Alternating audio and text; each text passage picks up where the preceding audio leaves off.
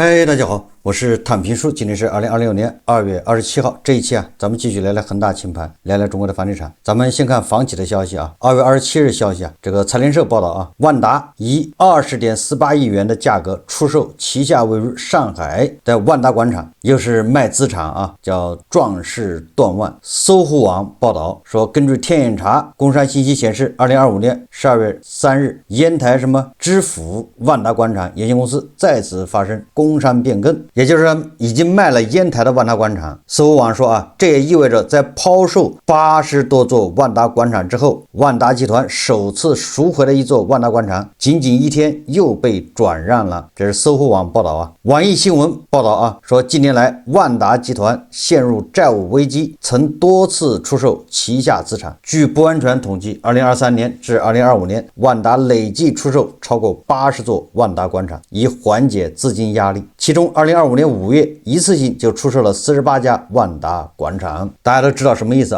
就是萬達這個出售資產，實際上說明它的債務壓力非常大，一直在，到現在很難說它已經叫平安着底。這是萬達繼續在就是春節以後還是開啟了叫渡劫模式那麼萬科呢也沒好到哪裡去這叫屋漏偏逢連夜雨。萬科繼續面臨財務壓力。證券之星報道，2026年2月27號，萬科 A 發布公告，將其於2005年啟動的150億元增發計劃狀態正式更新為終止。什麼意思呢？也就是本來要增發的增發計劃徹底泡湯了。這項醞釀了近21年的再融資方案最終未能落地，成為中國資本市場上一段跨越房地產行業完整周期的標誌性事件。其實21年前，那萬達正是萬科正是如日中天的時候，他的150億增發計劃到現在萬達都要黃了，萬科這計劃還沒完成呢，最後只好是終止。這個還不算後面還有2026年2月27號收盤後，國際指數編製公司民盛公布的2026年2月季度指數調整結果正式生效。此次調整中，民盛中國指數新納入37隻股票，同時剔除16隻股票，其中備受關注的房地產龍頭企業萬科被正式剔除出該指數。這不僅是民盛中國例行技術性調整的結果，更是國際資本對中國資產配置進行代際更替的標誌性事件，深刻反映了中國經濟結構轉型與特定行業面臨的嚴峻挑戰。所以說萬科的困境也凸顯了頭部房企轉型壓力。2025年核心虧損就是它的房地產業務虧損80到90億，如果算上其他的這個減值計提準備，那就是幾百億被剔除民盛中國指數，萬科需要加速去庫存，轉型物業管理，短期壓力巨大。那關於恆大的消息，就是恆大前董事長許家印侄子許火箭位於廣州市天河區的一套豪宅，26號在阿里法拍平台拍賣，成交價是5000萬元人民幣。2月26日，位於廣州市天河區臨江大道421號的一棟豪宅，在阿里法拍平台上拍賣，被一買家以5016萬元拍下。該房產持有人為許火箭，係恆大集團董事長許家印的侄子。當年恆大紅火的時候，這個許火箭跟着他叔叔的吧，那後面也是吃香的喝辣的，眼見他起高樓，眼見他宴賓客，現在眼見他樓塌了，樓賣了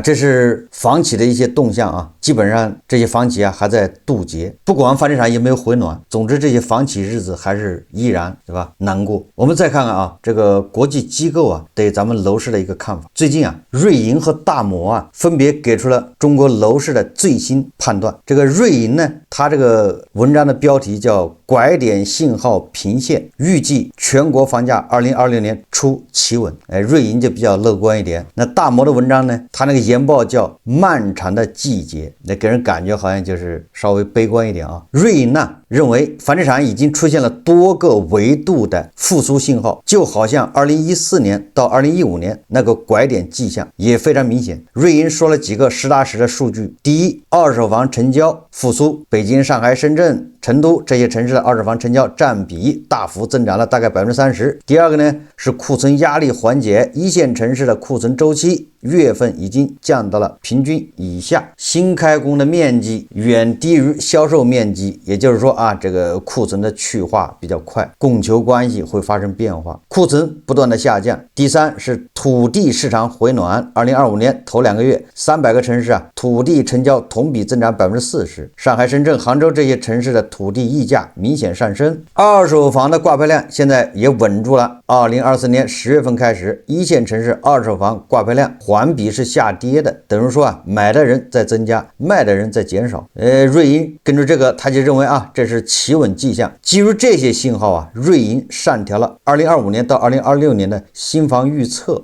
他說啊，26年要上漲7%到16%，二手房的預測呢是上漲7%到10%，這個指的是成交的套數啊。最關鍵的是，他預計全國的房價會在2026年企穩，他指的是2026年上半年啊。這個比那個瑞银啊，他之前還說是2026年年末年中啊才企穩，也就是說他現在企穩，瑞銀認為提前了半年啊，這是瑞银的觀點啊。那麼摩根士丹利呢，他是相对來說比較保守的啊，認為啊調整沒有完，所以他報告的名字叫漫長的季節，這個畫風啊完全不一樣。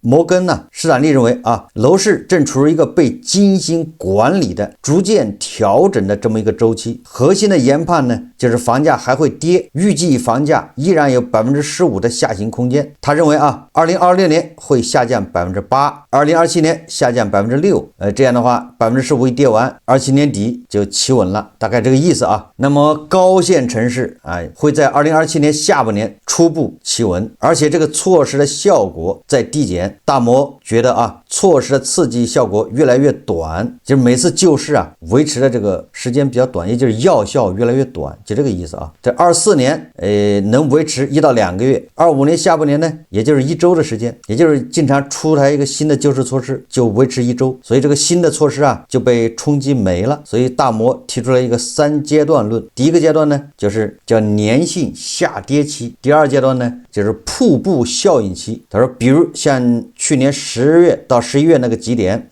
這個大摩的描述還比較生動的啊，它叫瀑布效應期。第三階段是叫漫長的築底期，也就是現在。那麼這個什麼瀑布效應期、築底期的分歧在什麼地方呢？是吧？這分界點在什麼地方？誰也不知道。總之啊，現在叫漫長的築底期。去年年末一線城市補跌加速下跌，那叫瀑布效應期。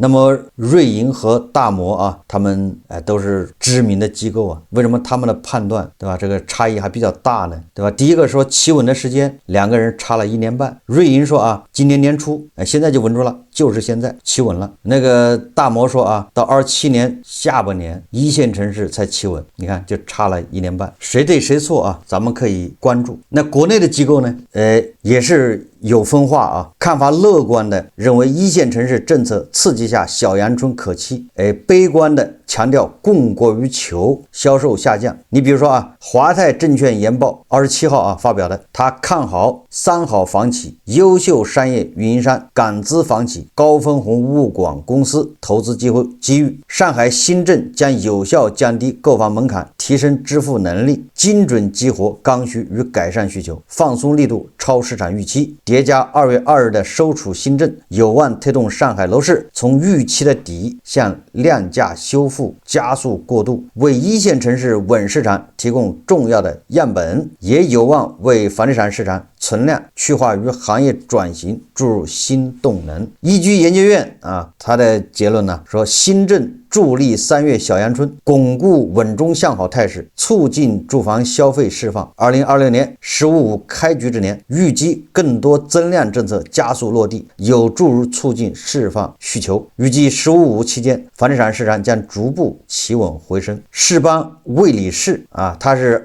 2月6號他出了一個報告啊，叫2026年中國房地產市場展望報告，預計2026年中國 GDP 增速在4.5%左右。儘管來來自宏觀經濟與地緣政治風險等不確定性的挑戰憂愁，但持續回調後不斷增強的資產價格吸引力和融資環境的改善，將為2020年商業地產投資市場注入新的動能。全年大宗物業交易額有望錄得5%到10%的小幅增長。中指研究院認為2020年新房銷售面積預計下降6.2%，較2025年收窄，市場分化延續，好城市加好房子結構性機會，新開工下降8.6%，庫存壓力緩解需政策協同。這個中指研究院就相对比較這個悲觀一點。國際貨幣基金組織他說由於關稅和貿易政策不確定性持續影響，中國2020年 GDP 增速預計將放緩至4.5%，通縮壓力預計將持續。在經濟持續疲軟的情況下，通脹預計僅緩慢上升。所以這個你看這個機構基本上這個觀點也比較分化的。當然大部分機構看上去還是比較樂觀的一小部分機構对中國房地產那還是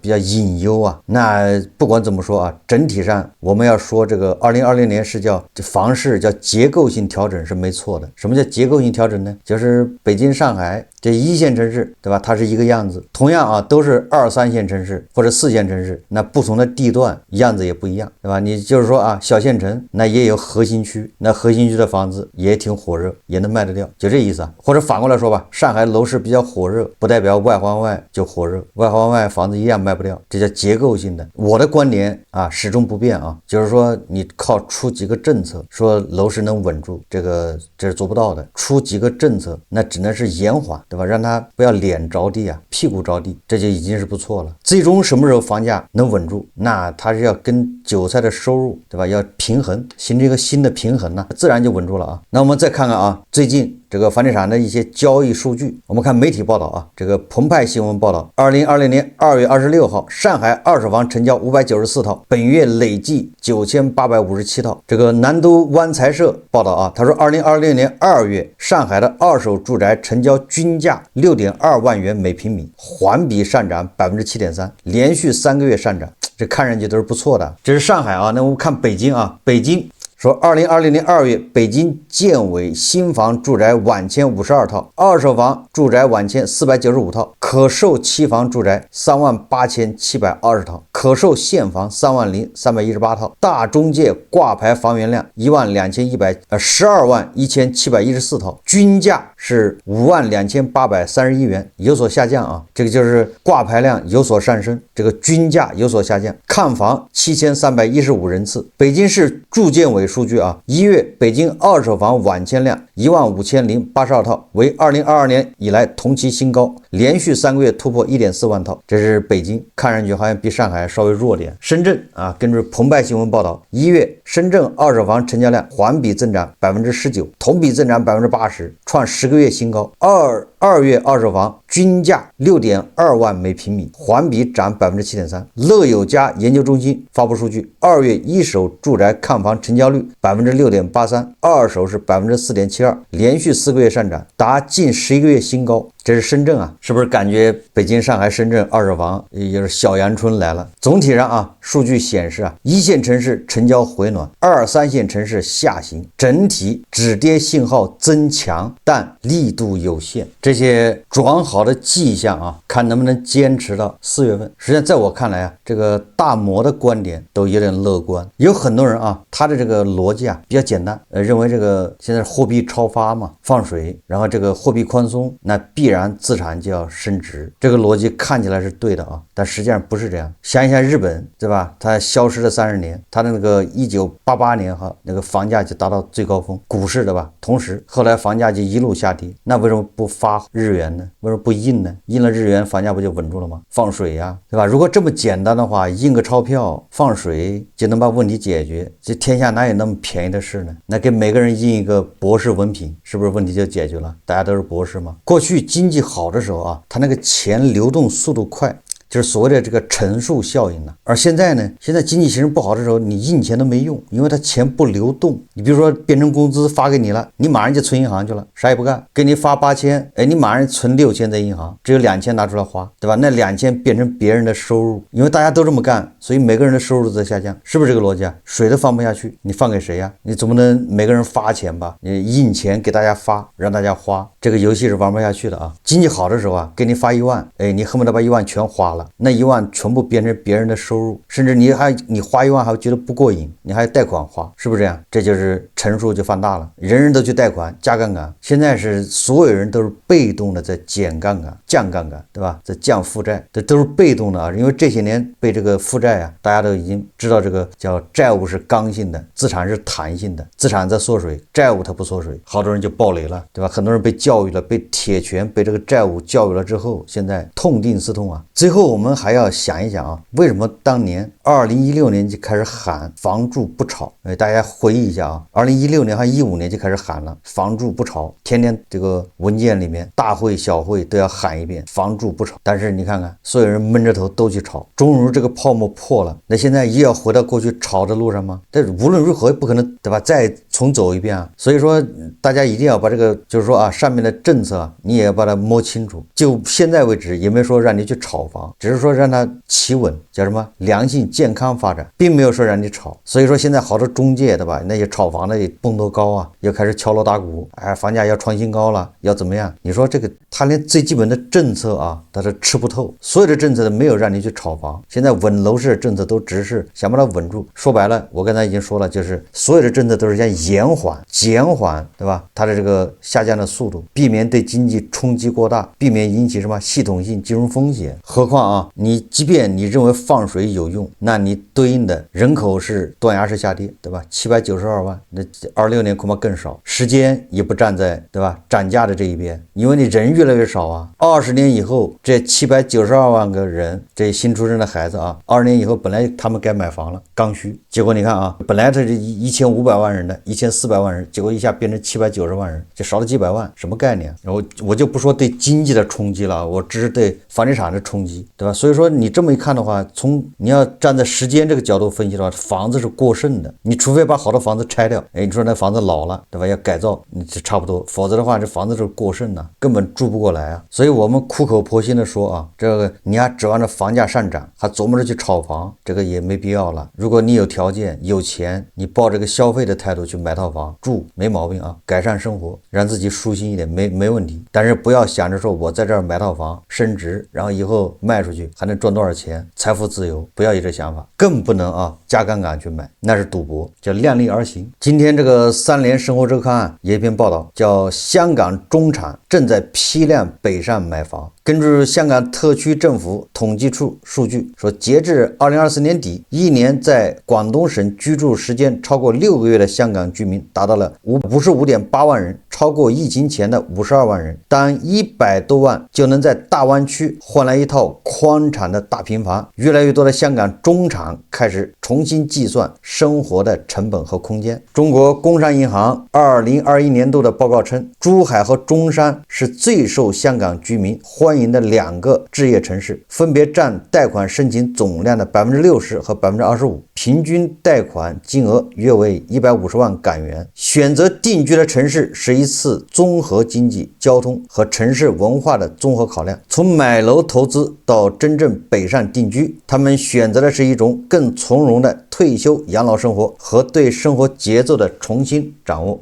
他文章介紹了幾個主人公啊，從香港跑到廣東買房，他們的經歷啊。這個有個叫琪琪的，說琪琪的豪宅啊，你想想吧，你在香港都是按平方尺算，咱們這好歹叫平方米，1平米多少錢？那香港的是不是1平尺多少錢？不久前，琪琪的一個朋友剛剛在香港退休，來中山探望他。朋友告訴琪琪，自己花了400萬在香港買了一個30平米的房子。參觀琪琪家時，他感嘆道：“你怎麼不早點告訴我在這裡買房？30平方還沒有我的廚房大。”琪琪說，琪琪今年50歲，是土生土長的香港人，近幾年從事直播帶貨行業，後來轉為自媒體。2023年2月，香港通關之後，琪琪決定正式定居在中山，搬進親自裝修的170平平米的大平層州，你想一想吧，你要在香港买170平米大平层，那也只有香港那些明星啊买得起，那恐怕得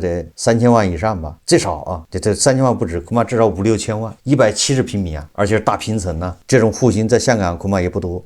2019年，琪琪就考虑在內地購房。起初，琪琪的先生在社交媒體上刷到中介的廣告，那時的琪琪對內地幾乎毫無了解，也對中山、珠海等城市都沒有概念。選擇中山完全是因為中介推薦。你們可能覺得中山不大，但對我們來講，中山很大。中山市面積大約是香港的1.5倍。琪琪當時最大的要求就是房子要在市中心。2019年10月前，香港人身份無法在內地購買平層，只能買商用公寓。中介帶着他們夫妻從香港坐着大巴來到中山的市中心最貴的公寓，雙層 loft， 大約80平米，窗景非常漂亮，能望到摩天輪。室內使用的大部分電器是進口名牌，洗手間設計裝修像5星級酒店，總價130萬左右。2021年3月建成收房。琪琪當時對這座城市的印象一般，但想到中介不辭辛苦的帶着他們來看房，心裡有些過意不去。這筆錢對他來說可以承擔，但還是決定買下來，以備不時之需，可以拎包入住，就買了個 loft 上下層的。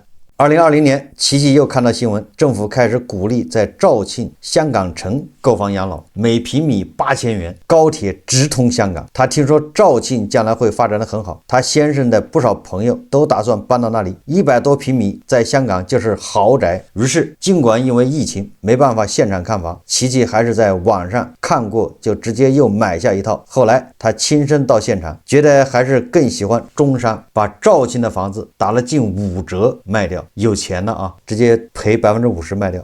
2021年中山收房時，琪琪本來打算用2周就把房子處理好，出租出去，但沒想到自己一個人竟然在中山一住就是半年，直到母親去世，他才回香港。他結識了一批住在中山的本地和香港朋友，帶着他在中山吃喝玩樂。等到要走，他覺得自己已經離不開。2023年決定在中山定居之後琪琪又開始新一輪看房，在市中心又買下了這座大平層。房子的建築面積150平米，算上贈送的面積，實際到手170平米，花了200萬左右，是最初定位為豪宅樓盤的二手房。琪琪在香港的中介朋友來看過他的房子，說這樣的房子如果是在香港市中心，至少5000萬。你看我猜的差不多嘛，對吧？得30萬一平呢。在中山生活的經濟實惠，更是在琪琪生活的方方面面。中山的面館餐館便宜，食材新鮮，讓琪琪最滿意的是這裡的消費豐儉由人，便宜到10幾塊錢的飯菜，貴到人均1000的，在中山都可以吃到，這才是真正的自由。所以這個琪琪就很堅決，賣掉了香港的房子，也沒有要先生退休後單位分給家裡的20平方米的公屋。你說說，170平和20平，這170平的廁所恐怕就是20平。他只帶了個人物品和貴重的首飾，放棄了香港所有家私家電，靠租車幾次就螞蟻搬家一樣完成了移居。2025年，琪琪的先生也從香港提前辦理了退休，和他一起住進了新房。怎麼說呢香港人到珠海、中山，也是廣東這兒養老，那絕對是個不錯的選擇，因為他們這個飲食習慣、風俗、文化、說話其實都差不多，氣候也沒有什麼太大的變化，關鍵是物價便宜，而且這個廣東現在對吧，基本上醫療條件也還不錯，就是退休如果在中山、珠海這個地方，對香港人來說是個不錯的選擇，確實是這樣。但是你要說到買房，反正他有錢，搁一般人就扛不住。為什麼呢？他19年買的房，21年買的房，23年買的房，估計沒少跌，对吧？尤其19年買的房，那估計是腰斬。